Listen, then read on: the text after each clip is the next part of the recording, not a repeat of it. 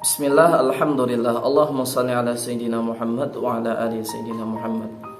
Mustami'in sekalian, Imam Ghazali rahimahullahu ta'ala, beliau menerangkan dalam kitab Ihya Ulumuddin.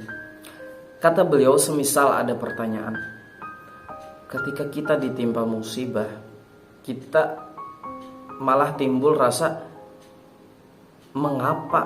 Mengapa menjadi aku yang ditimpa musibah? Mengapa bukan orang kafir misalnya? Mengapa bukan orang kafir yang tidak percaya kepada Allah, yang kerjaannya maksiat, itu kenapa tidak ditimpa musibah?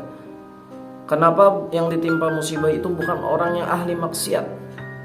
Semisal dia merasa dirinya suka saja mengerjakan 5 waktu jalan, puasa Ramadan jalan, zakat jalan dan seterusnya.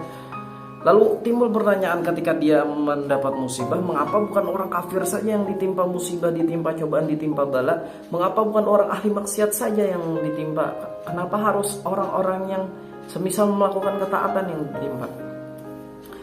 Kata beliau, kata Imam Ghazali rahimahullah ta'ala, pertama, mengapa orang kafir itu jarang kita melihat mereka itu ditimpa musibah? Semisal mereka sehari-hari tertawa-tawa saja, bahagia-bahagia saja dan seterusnya. Kata Imam Ghazali bahwasanya orang kafir musibahnya itu Allah simpan. Musibahnya itu Allah simpan, tidak Allah timpakan di dunia, akan tetapi musibahnya nanti di akhirat. Musibahnya nanti di akhirat. Kenapa? Karena selama di dunia kalau ditimpa musibah mereka yang keenakan malah kalau ditimpa musibah di dunia. Karena musibah di dunia dan di akhirat itu lebih besar musibah di akhirat. Lebih tidak bisa dibayangkan. Tidak bisa dibayangkan seperti apa musibahnya.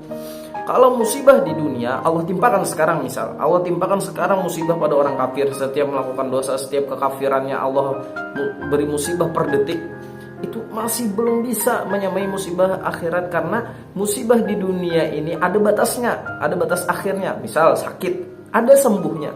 Misal hilang, dia bisa masih mencari.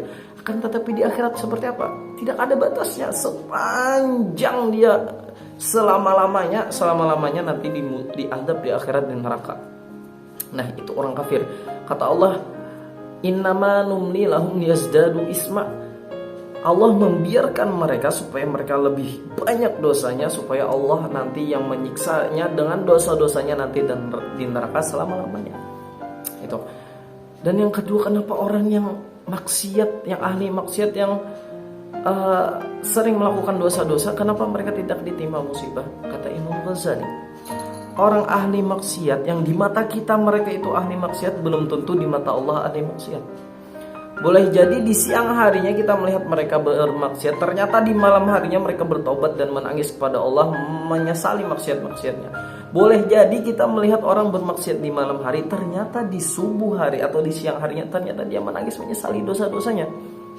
Sementara kita sementara kita melaksanakan suatu maksiat, dosa yang kecil, tapi kita tidak pernah bertobat.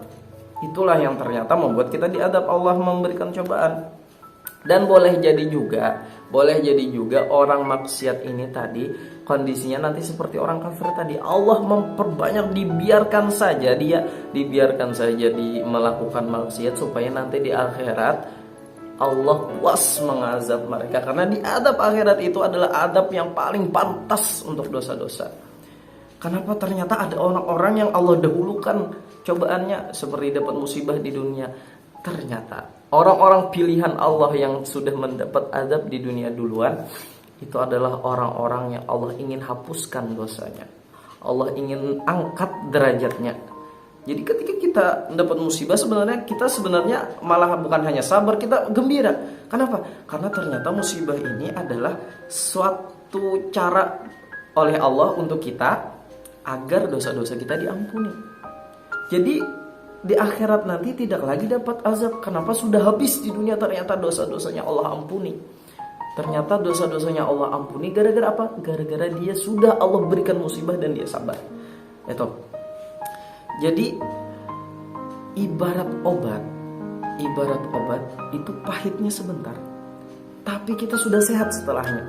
Semisal kita sakit kepala, minum obat pahit, kita harus menahan pahitnya sebentar, tapi setelahnya hilang sakit kepalanya. Begitu juga dosa.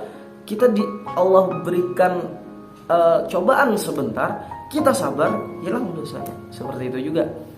Apakah kita pilih mana tadi? Pilih mana? Apakah dosa sekarang nih, dosa kita punya dosa, Allah berikan cobaan, Allah berikan musibah dan kita sabar dosanya hilang, atau kita memilih tidak ingin diberi musibah, kita memilih tidak ingin diberi cobaan seperti orang-orang ahli maksiat itu, dan ternyata nanti di akhirat kita malah bermasalah dengan Allah Ta'ala. Ternyata masih ada maksiat-maksiat atau dosa-dosa kita yang belum Allah ampuni, dan kita harus masuk neraka. Pilih mana? Tentu kalau kita bisa milih, kita lebih memilih untuk di dunia saja. Di dunia saja diberi cobaan agar sabar. Karena selama masih di dunia, masih ada orang-orang di sekitar kita yang bisa menguatkan kita, kita masih bisa berdoa, dan kita masih ada waktu untuk memperbaiki diri, memperbanyak amal soleh ketika kita ditimpakan di dunia. Nah itu, mudah-mudahan ada manfaatnya. Billahi taufiq wal hidayah. Wassalamualaikum warahmatullahi wabarakatuh.